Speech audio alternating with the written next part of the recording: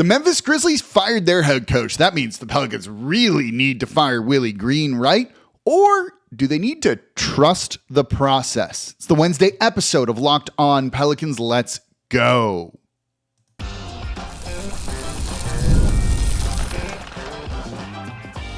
You are Locked On Pelicans, your daily New Orleans Pelicans podcast, part of the Locked On Podcast Network, your team every day.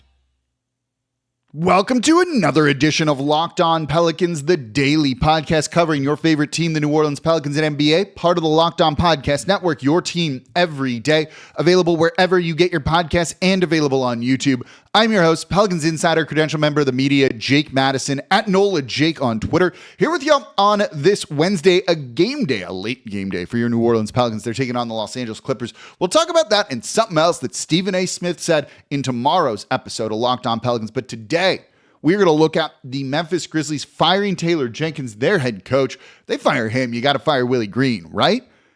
I agree. The Pelicans need a change.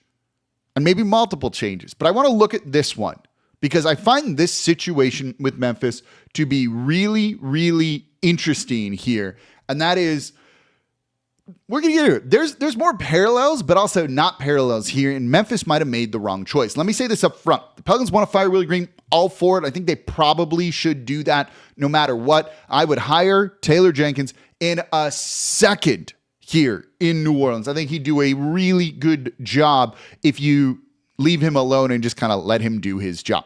So we're going to get into all of that and more in today's episode of Locked On Pelicans. And of course, thank you for making Locked On Pelicans your first listen today and every day. We're here Monday through Friday, the #1 Pelicans podcast covering everything you want to know about this Pelicans team. So please subscribe wherever you get your podcasts and join over 11,000 Pelicans fans on YouTube as well. And become an everydayer. That means you listen Monday through Friday to the Locked On Pelicans podcast. So if a good team is firing a good head coach, which is generally what Memphis and Taylor Jenkins are, there were some issues in Memphis, don't get me wrong, then the Pelicans absolutely need to fire Willie Green, right? And while on the surface, the firing of Taylor Jenkins looks a little bit questionable, once you look below the surface, it makes a lot of sense. You know, they didn't have the best offense. There were some rumors of the players not liking what they were running, basically being unhappy. You know, they slid defensively very badly in a negative way this season, and it's gotten worse since basically January. And you've kind of seen him lose the locker room. And truthfully, I don't think losing the locker room is the worst thing in a lost season. You can get that back pretty easily. But all that is to say, that's all bad. It's all bad. And they fired Taylor Jenkins, and you're like, yeah, this makes sense. When you talk to people in and around Memphis, they kind of saw this coming, and it seemed like the days were limited for Taylor Jenkins no matter what going into this season. So Willie Green, basically, look, struggling offense, you know, at times players unhappy, slid defensively. Willie Green hasn't lost the locker room, so we're not going to say that. Willie Green checks all of that. This is open and shut, right? Not figuring out how to use your two best players together, all of those things. Rigid rotations, which I think are a little bit overblown, etc. And look, Taylor Jenkins with Ja Morant playing was 176 and 24 or 124. That's a winning percentage of 58.7%. It's real good. 54% overall, 250 wins, 214 losses without Ja Morant playing for a majority of that. Willie Green has won 46% of his games. He's 148 and 173 overall.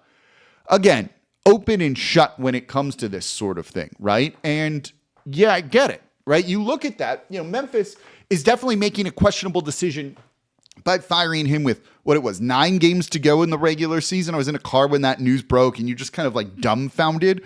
Was there with my fiance driving, and I'm like, babe, you won't believe. Now, she cares a little bit, and it was humoring me here. And then she's like, wow, that's why I was like into it, is kind of shocked. She was just as shocked by the Luka trade. And then I'm still looking at my phone. She was driving, and I just keep talking. And she's like, are you talking to yourself about this? And I'm like, yeah, I think I am. I'm like that shocked that I'm talking to myself about this. The timing of this is really weird. But when you look at it, you know, their offense wasn't improving in the way that you wanted, and just it wasn't getting put together.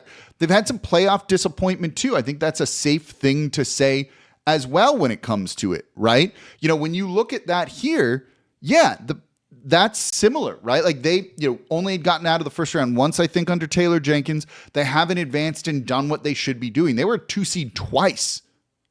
His record was good, But they looked at him and were like, this isn't the guy that's going to elevate us and help us win an NBA championship. So again, if that's who you're firing, a guy that I think is a very good coach, the only coach John Morant's known in the NBA, and he seemed to like Taylor Jenkins. Did not like what they were doing offensively, but seemed to like Taylor Jenkins. Well, then you probably shouldn't fire that guy. And that's why I think a lot of people were like, yeah, it makes sense, but also it's a little bit weird here. And one of the questions I get the most probably right now is, are the Pelicans going to fire Willie Green? And based off of kind of what we've seen at times this year, it's like, well, you got to do it, right? Like if this is the precedent being set by other teams, that should apply to Willie Green. And it's probably time to make a move, even when that team has struggled for the Memphis Grizzlies. Look, it's because of injuries. John Morant, they were bad last year. They took a gap year is what everyone's calling it, because John Morant missed so much time. Well, if the injuries there aren't the excuse, and again, 54% overall, right? Almost 60%, we're rounding up a significant amount there, with Taylor Jenkins as head coach. When John Morant plays, like it's the injuries are to blame, not Taylor Jenkins. But you could see this team was struggling and just wasn't ever going to get over the hump. And when we looked at this Pelicans team, even when they were good last year, winning 49 games, did we ever feel they were going to really get over the hump? Were you looking at that team and being like, yeah, they are a conference finalist. They're going to be one of the final four teams left at the NBA. And the answer to that was no. You could see the glaring issues that would hold them back. We've seen some of the same issues come up again and again and again and hold this team back. So again, open and shut, right? But I'm not so sure, truthfully. Even with a record of 148, 173, and again, personally, I do think they need to make multiple changes. And I think a head coach is a big one of them.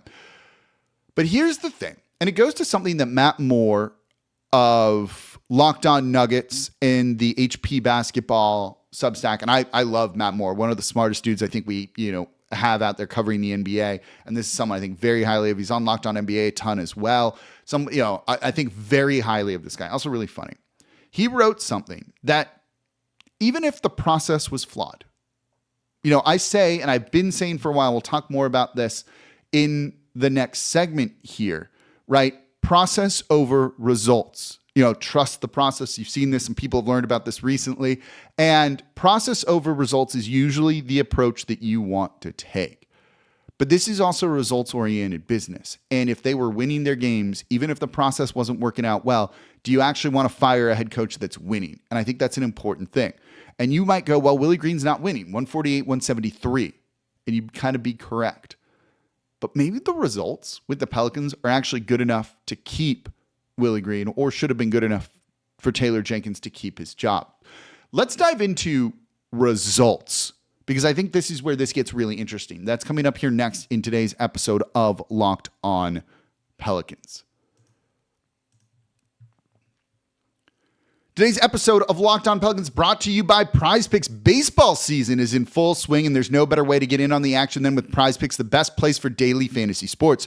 With Prize Picks, you pick more or less on at least 2 player projections, and if you're right, you can win up to 1,000 times your cash. So whether it's strikeouts, RBIs, or first inning runs, Prize Picks keeps every game exciting. I'm picking Aaron Judge for more than 1 home run because have you seen what he's doing? Or Shohei Ohtani for more than 1 stolen base. And it's just as easy as what I said there. Setting a lineup takes less than 60 seconds, and when you win, your payout is quick, safe, and secure.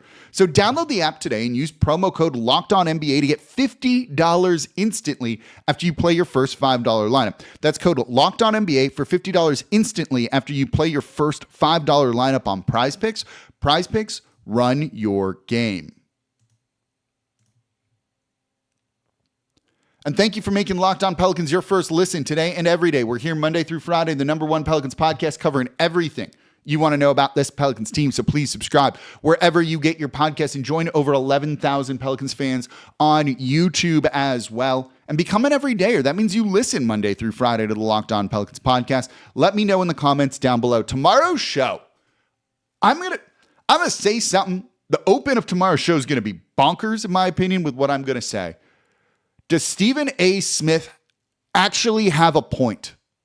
Does Stephen A. Smith actually have a point? We're going to be breaking that down in tomorrow's episode of Locked On Pelicans. I can't believe I just said that.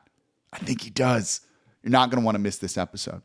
So let's let's switch gears and talk about, oh, by the way, no, hold on. Locked On Pelicans newsletter. Locked On Pelicans in your inbox. One stop for ultimate Pelicans and league coverage delivered right to your inbox. Sign up for free now over at LockedOnDaily.com. That's LockedOnDaily.com to start your day with the all-new free Locked On Pelicans newsletter here.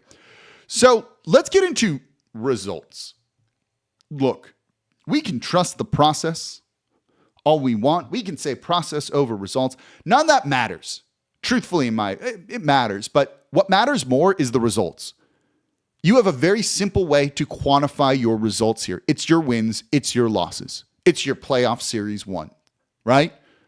Those are the most important thing here, ultimately, when it comes down to it. You want to have fun, you want to have other things too, but it's about winning and losing. That's what sports are when it comes down to this.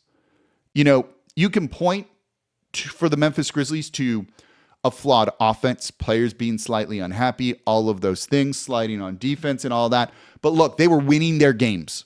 It's as simple as that. One of the things I've said for the everydayers this year is I've really kind of come around on the stat plus minus on the box score.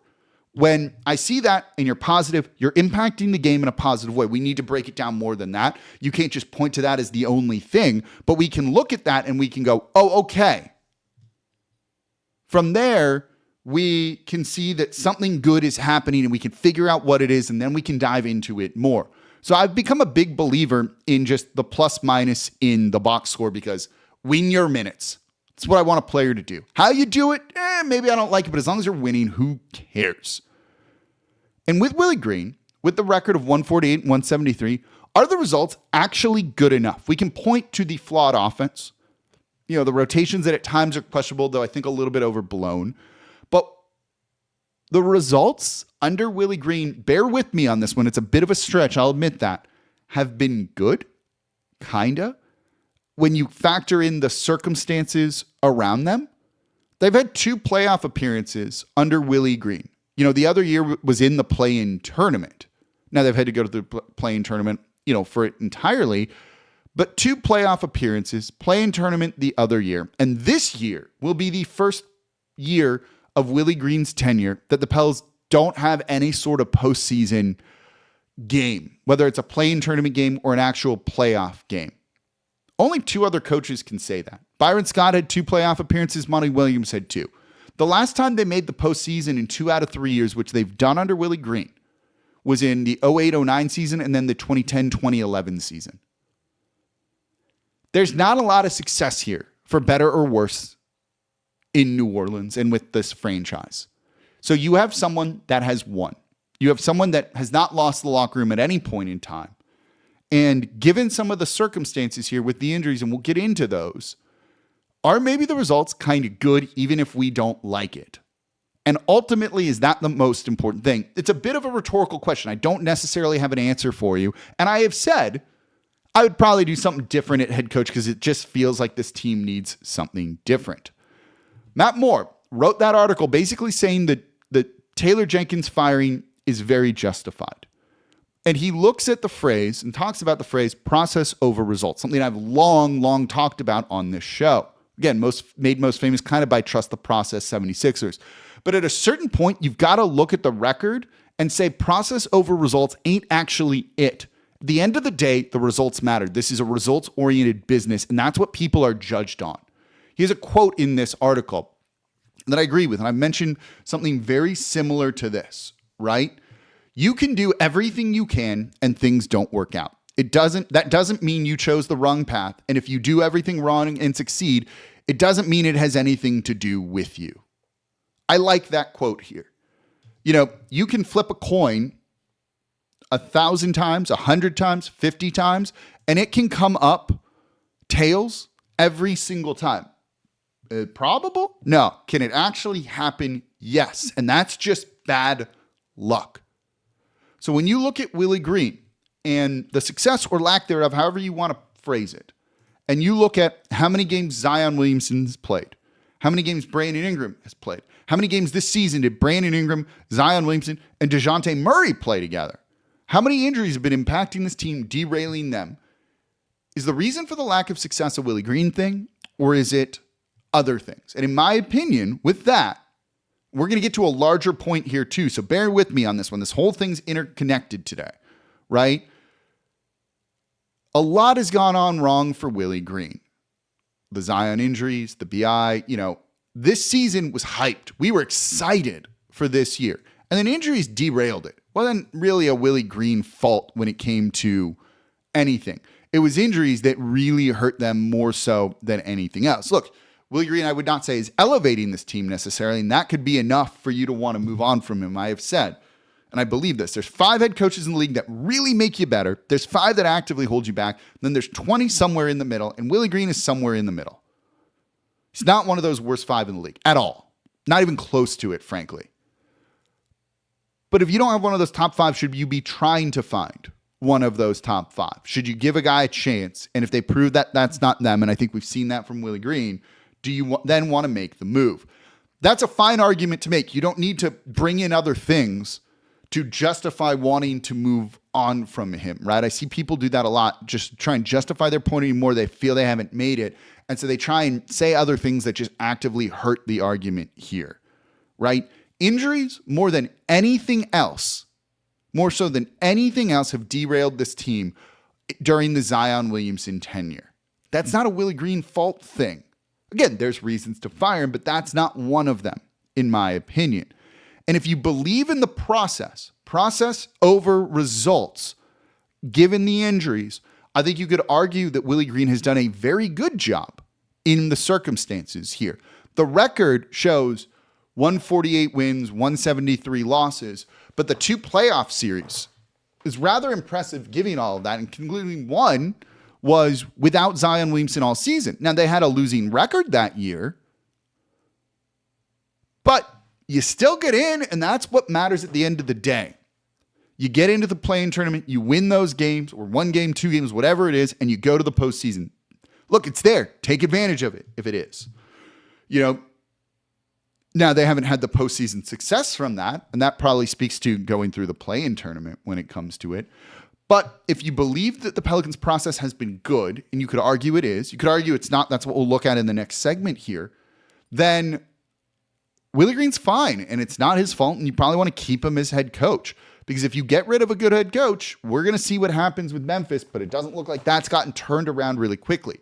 When the Sacramento Kings fired Mike Brown earlier in the year, have their interim coach, they started hot, and then that wore off, and they've looked bad since then. So it could get worse before it gets better with that sort of thing. And I think that's worth keeping in mind. When we say results matter, is it the playoff results? Is it the record? Is it kind of a balance between the two? What is it? Let me know what you think in the comments down below, because I think it's at least an interesting discussion. Again, let me be very clear. I think they should probably make a move. I would probably immediately try and hire Taylor Jenkins. That's what I would do.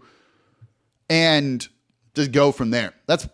We can make this real quick today if we wanted to, right? Like that could be the show. Fire Willie Green, hire Taylor Jenkins. We're done here. But that's not nearly as interesting as having this discussion and thinking about it and looking about it as kind of like a holistic thing. So that leads then to the bigger question we've just been talking about. And that bigger question is the process correct here? Is the process correct here in New Orleans? Let's talk about that one and try and answer it coming up here next in today's episode of Locked On Pelicans. Today's episode of Locked On Pelicans is brought to you by Monarch Money. You ever check your bank account and wonder, where'd all my money go? Between dining out, online shopping, entertainment, it's easy to lose track, and that's where Monarch Money comes in. It's your personal CFO, giving you full visibility and control over your finances. Monarch Money isn't just a budgeting app. It's a complete financial command center. You can track all your accounts, investments, and spending all in one place, so you stop managing your money and you start building wealth. When I started using Monarch Money, I realized just how much I was spending on food delivery, Uber Eats all the time. Now I budget smarter, and I'm going to save even more and start planning ahead. And you have easy collaboration. Managing your money with a partner is smoother than ever. You can track shared and personal accounts, set goals, and stay on the same page without the stress. So take control of your finances with Monarch Money. Use code LOCKEDONNBA at monarchmoney.com for 50% off your first year. That's monarchmoney.com, code LOCKEDONNBA for half off your first year. Monarchmoney.com and code LOCKEDONNBA. thank you for making Locked On Pelicans your first listen today and every day. We're here Monday through Friday, the #1 Pelicans podcast, covering everything you want to know about this Pelicans team. So please subscribe to Locked On Pelicans wherever you get your podcast and join over 11,000 Pelicans fans on YouTube as well. And become an everydayer. Listen Monday through Friday to the Locked On Pelicans podcast. And for your second listen today, rules changes, overtime changes in the NFL. Ross Jackson of Locked On Saints is talking about it. He's there at the meetings in Florida as they're doing all these things, getting interviews with head coach Kellen Moore. Go subscribe to Locked On Saints. Make them your second listen today, part of the Locked On Podcast Network, your team every day. So we're talking about process over results, but hey, the results matter too. So I'm going to ask you a question. I'm going to ask y'all a question. It's rhetorical, but maybe we're going to try it. Maybe it's not rhetorical. Answer it in the comments down below for me. Is the process here in New Orleans when it comes to the Pelicans correct? Have they done a good job of the process? I'm putting that in like quotes, right? This is a front office question. We've moved beyond Willie Green here because if the process is broken and not correct, the head coach doesn't matter. You're not going to succeed unless they're so good that they elevate the team, and maybe Willie Green is, so it actually is related to him. Because if you go, the process is flawed and not good, does that give Willie Green a bit of a pass? Kind of does. Doesn't as well because, again, the results maybe haven't been there in terms of win-loss record. When you look at the Grizzlies, this wasn't Taylor Jenkins' fault. This is more of a front office fault, right? Their offense has struggled. They wanted to play more in transition and get out of half-court offense and all of that stuff. You drafted Zach Edey, 7'2", plotting center, who's good, don't get me wrong, and is a pick-and-roll guy then. And you're plugging him into an offense that doesn't fit whatsoever. Ja Morant is a pick-and-roll guard. And you're not going to run pick and rolls with him. You're going to play him off ball more, right? They hired non-pick and roll assistant coaches to reshape their offense and kind of took it away from Taylor Jenkins. How does that make any sense? So is the process good? Is the process bad? So let's try and answer this question. Is the process good for the Pelicans? I think it's incomplete or at least mixed. I don't think it's bad. I want to go back to that earlier quote, right? You can do everything right and things don't work out. And some of that, I don't think the Pelicans have done everything right. I don't think the Pelicans have done anything right. But when you look at the decisions they've made, I think you can justify almost all of them. It's not perfect. You had that bad kind of first draft outside of Zion Williamson. That wasn't great. Nickeil Alexander-Walker, who was included in the CJ McCollum trade, so there's something with that. But Jackson Hayes didn't work out here at all. And Nickeil wasn't going to develop into the type of player that he is today, which is a good player, but not an elite player in any capacity here in New Orleans like that. You've had them holding on to Brandon Ingram too long and kind of dealing with that and became kind of a sunk cost fallacy type of thing. They salvaged that as best they could, but I wouldn't say salvaging it is something that you should get kudos and bonus points and gold stars for. So there's that, right? And the biggest issue that's been holding this team back more than anything was just on with Matt Moscone on ESPN radio in Baton Rouge. The biggest thing out of all this is Zion Williamson. He's playing 30 games this season. 30 games. Looked incredible in those 30 games this season. But when you look at how many games he has played and how many games he has missed, under Willie Green's tenure, didn't play at all one year. Next year played 29 games. Last year played 70, but got hurt right at the end. And then 30 games this season, right? In Willie Green's tenure, if we're factoring into this, he's played 129 games. He's going to play 129 games. I'm going to do 82 times 4 because that's what it is. Out of 328 at the end of this season when we finish it out in Willie Green's tenure. 129 out of 328. What does that come to? 129 divided by 320. I'm not good with math. He's played under 40% of the games during Willie Green's tenure. Is that a David Griffin problem? Is that a Willie Green problem? Is that a medical staff problem? Maybe. Is that just a Zion Williamson problem? And look, no one was going to draft Ja Morant over Zion Williamson. Not one team in the league would have done that. We talked about Cooper Flagg the other day and kind of tanking and the expected wins the rookie year. And Cooper Flagg is like by far more. Number 2 was Anthony Davis. 3 was Zion Williamson. More so than a guy like Victor Wembanyama even, which I think is crazy. It's what this says here is, I don't think the Pelicans process has been perfect. I don't think it's been bad or broken at all. And they've changed the medical staff. So when that didn't look like it was working, they changed it, and everyone was kind of healthy last year. And then it all fell apart this year. So is this year the norm, or is last year the norm? We don't have enough data to go off of it with the new kind of medical team and player performance and care team, all that stuff in place for only 2 seasons. It goes back to you can still do everything right. Again, not that the Pelicans did, but you can do everything right and things still don't work out. I've talked to a lot of people around the league and with other things and other media too about this year. And one of the kind of conclusions that I've come up with when it comes to this is it's just hard to win at the NBA level. It's hard to win at the NBA level. And it requires a lot of luck. And then here's the thing about the luck, though, which the Pelicans have not had at all. You can point to the lottery wins and all that. They have not had the luck. When you get it right, and when you get that luck, things go correct. They go right for a while. Look at how quickly the Golden State Warriors turned things around because they had Steph Curry, who was injured, on a cheap contract. And it allowed him to do other things and add other players like Kevin Durant and the like. Sometimes it just really is luck. And the Pelicans, they haven't had that in the slightest. Is that going to change anytime soon if you don't make changes? One of the things when it comes to luck is I do think you've got to make your own luck a little bit, right? John Wooden, famous, I don't need to tell you who the heck John Wooden is. If you don't know, you're young and go look it up. Has one of my favorite quotes, which is, luck is where preparation meets opportunity. And I think that's where you can have said maybe the Pelicans haven't done the best job of it. But they've also done a pretty good job of some of that. Getting CJ McCollum, getting DeJounte Murray, and putting themselves in position with assets and things like that to go and get those type of players that are supposed to be difference makers. But then bad luck comes around and the injuries happen. It's hard, y'all. It's really hard. Now they can make changes. And I think, if you change the front office, if you don't like the process and all that, totally valid. I wouldn't be shocked if they did that this offseason. You can fire the head coach.